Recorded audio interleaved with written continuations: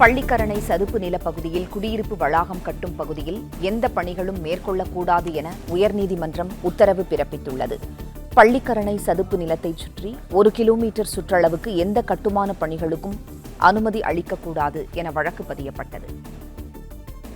செய்தியாளர் ஆனந்த் இணைப்பில் இருக்கிறார். ஆனந்த், வணக்கம். பள்ளிக்கரணை சதுப்பு நிலப்பகுதியில் கட்டுமான பணிகள் நடக்கக்கூடாது என சென்னை உயர்நீதிமன்றம் உத்தரவு பிறப்பித்துள்ளது. இதுகுறித்த விவரங்களை சொல்லுங்க. பள்ளிக்கரணை சதுப்பு நிலத்தில் பன்னடுக்கு குடியிருப்பு வளாகம் கட்ட சிஎம்சிஏ அனுமதி அளித்துள்ளதாகவும் சர்ச்சை ஏற்பட்டிருக்கிறது. இதற்கு பல்வேறு கட்சிகள் எதிர்ப்பு தெரிவித்து வருகின்றன.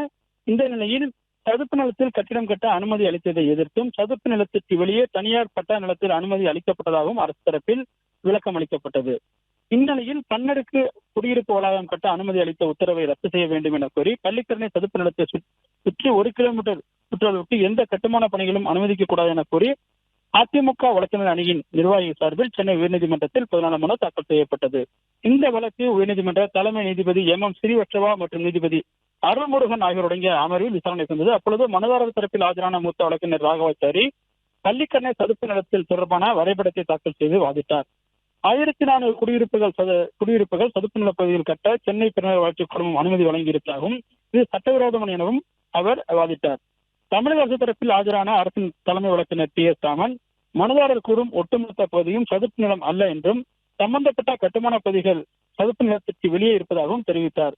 சதுப்பு நிலங்களை பாதுகாப்பது தொடர்பாக உச்சநீதிமன்றம் பிறப்பித்த உத்தரவின் அடிப்படையில் சதுப்பு நிலத்தின் எல்லைகள் துல்லியமாக தீர்மானிப்பது குறித்து ஆய்வு மேற்கொண்டு வருவதாகவும் அந்த பணிகள் இன்னும் 2 வாரங்களில் முடிவடையும் எனவும் அவர் தெரிவித்தார். மேலும் தற்போது கட்டப்பட்டு வரும் கட்டிடங்களுக்கு சுற்றுச்சூழல் தாக்க மதிப்பீட்டு ஆணையம் சுற்றுச்சூழல் அனுமதி வழங்கியிருப்பதாகவும் அதன் அடிப்படையில் மட்டுமே பெருநகர வளர்ச்சிக் குழுமம் அனுமதி வழங்கியிருப்பதாகவும் தெரிவித்தார். இதனையடுத்து இருதரப்பு வாதங்களையும் கேட்ட நீதிபதிகள் சதுப்பு நிலத்தை பாதுகாப்பது தொடர்பாக உச்சநீதிமன்றம் பல்வேறு உத்தரவுகளை பிறப்பித்திருப்பதாகவும் தென்மண்டல பசுமை தீர்ப்பாயமும் தாமாக முன்பு வழக்கு விசாரணைக்கு எடுத்து உத்தரவுகள் பிறப்பித்திருப்பதாகவும் தெரிவித்தனர். இந்த விவரங்கள் தெரியாமல் சென்னை பெருநகர வளர்ச்சிக் குழுமம் இந்த கட்டிடங்களுக்கு அனுமதி அளித்தது எப்படி எனவும் கேள்வி எழுப்பினர்.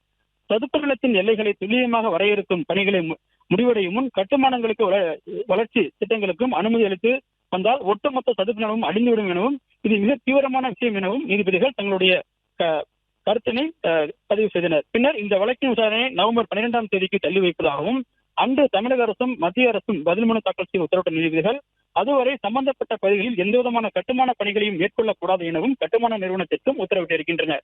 பிளே ஸ்டோர் மற்றும் ஆப் ஸ்டோரில் இருந்து பாலிமர் செயலியை QR கோடு மூலம் பதிவிறக்கம் செய்யுங்கள்.